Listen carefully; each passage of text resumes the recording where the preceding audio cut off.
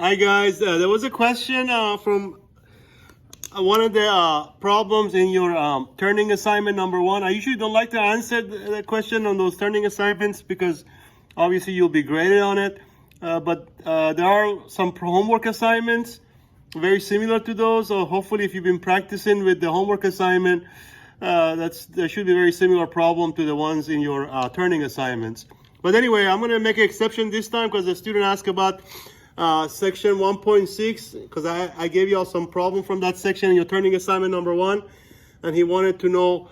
I had a question about C. Okay, so I'll just work this for you, but again, as I said, there usually are plenty homework assignments similar to the problems in your turning assignments. Okay, so maybe you can, if you have question from the homework, of course I answer those, but usually I don't like to answer the one on turning assignments because you'll be graded on those. Anyway, so we have a square root of 3x plus 4 plus 5, and that equals 2x plus 1. Okay, so these are called radical equations because it involves a square root, which is of course an example of a radical. But these also, remember, you have to solve and check. So checking is very important for these equations. It's actually part of the process, so you have to make sure you always check these. Okay, so on the exam I will say solve and check, because for these equations you really have no option. You have some equations like quadratic equation, you don't have to check those if you don't want to, but for these, checking is part of the process. So the first step is to isolate. You always want to isolate the square root by itself on one side of the equation, doesn't matter which side, before you square. Otherwise you're not going to be able to remove the square root. Okay, so I'm going to move the 5 over, or subtract 5 from both sides. And by the way, leave the original equation alone because you always have to check it in the original equation. Okay, so now we have on the left hand side the square root of 3x plus 4. And of course on the right we have 2x minus 4, 1 minus 5. Okay, so now we're going to square both sides. And by the way, the fact that we're squaring both sides is the reason why we have to check. Okay, so anyway, so the 2 and the square root cancel. So on the left hand side you have 3x plus 4. Now on the right hand side, I'm sure all of you know how to do fold method. This is going to be again 2x minus 4. I'm not going to work that for you because I'm sure all of you know how fold method works. So just multiply 2x minus 4 times 2x minus 4, okay? I'm just going to give you the answer, but you please double check that on your own. So you should get 4x squared minus 16x plus 16, okay? This is what you should get after you multiply 2x minus 4 by itself. And then I'm going to move everything to one side, equal to 0, so I can try the zero factor property. So to remove the 3x, I'm going to subtract 3x from both sides. To remove 4, I'm going to subtract 4 from both sides. So on this side we have 0. By the way, you can get 0 on the right or left, doesn't matter. In this case it was more convenient to get it on the left, so I'm going to go ahead and get it on the left, but mathematically it doesn't matter. So now we have 4x squared minus 16 minus 3, which is minus 19x, and 16 minus 4, which of course is plus 12. Okay, so now I'm going to try factoring. So I'm going to move it upstairs so you can see it better.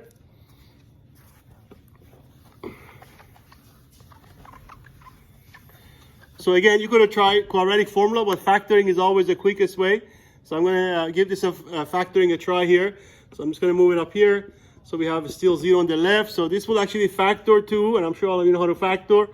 4x minus 3, and then x minus 4. So you can check negative 4 times negative 3, of course, is 12. And then when you do the product of the outside plus product of the inside, you get negative 19x. Okay, this is what they call trial error method. But anyway, so now we're going to set each factor equals 0. So either 4x minus 3 equals to 0. This is one of your, it doesn't matter where you have the 0 left or right. So I'm just going to go ahead and stick it on the right. So either 4x minus 3 is 0 or x minus 4. The next factor is 0. This is what they call zero factor property, which I'm sure you remember that from section 1.4, quadratic equations. So now we're going to solve for x, move the negative 3 over. And then, of course, divide. I'm going to go ahead and I think all of you know how to get 3/4 because you move the negative 3 over and divide by 4. So that gives you x equals 3/4. And also, you just move the negative 4 over and that becomes 4. Okay, so there are your, what I call them at this stage, possibilities, because this is why checking is so important. So I already checked them. 3/4 actually doesn't work. 4 does. So in this case, that's the solution. But I'm just going to show you this one, how to check this one, because I know fractions are a little bit more challenging for some of you. So, but this one actually does work. So I'll let you confirm that. Don't forget, you have to plug it into original equation. Okay, so I'm going to go ahead and plug in 3/4 in place of x to show you why the 3/4 is actually not a solution. Okay, so we're going to, at the end of the day, we're going to scratch it off. So there's only one solution here, which is x equals to 4. But let me just, if I can show you real quick how to check 3/4. So if you just plug in 3/4 in place of x, we get square root of 3 times 3/4, and then plus 4, and then plus 5. And we want to know if that's going to be the same thing as 2 times 3/4 plus 1. Okay, so this is always going back to original equation, replacing all the x's with what you are testing. So we are testing or checking 3/4. So we're going to do that. Okay, so I'm going to go ahead and erase everything. Again, as I said, 4 is your solution, only solution. I'm just showing you why 3/4 has to be eliminated. It doesn't actually work in the original equation. Okay, so I'm just going to continue to show you why we get a false statement. So 3 times 3/4 become 9/4 plus 4. And then, of course, we have the plus 5. 2 times 3/4, well, 2 goes into 2 one time. 2 goes into 4 2 times. So that just becomes 3/2 plus 1. This is 9/4 plus 4, which I'm going to go ahead and multiply top and the bottom by 4 so we can get the same common denominator, which becomes 16. 4 times 4 plus 9, which is the square root of 25 over the same denominator. And then that plus 5, we want to know if that's going to be, sorry, let me move this over. So 9 over 4 plus 4, I just multiply top and the bottom by 4 so I can have the same denominator, which becomes 16 plus 9, 25 over 4. Plus 5. Now 3/2 plus 1, I'm going to also multiply top and the bottom 1 by 2. So we can get the same denominator, which becomes 3 plus 2, which is 5/2. So on the right-hand side, you have 5/2. This is a square root of 25. Now 25 over 4 is a perfect square.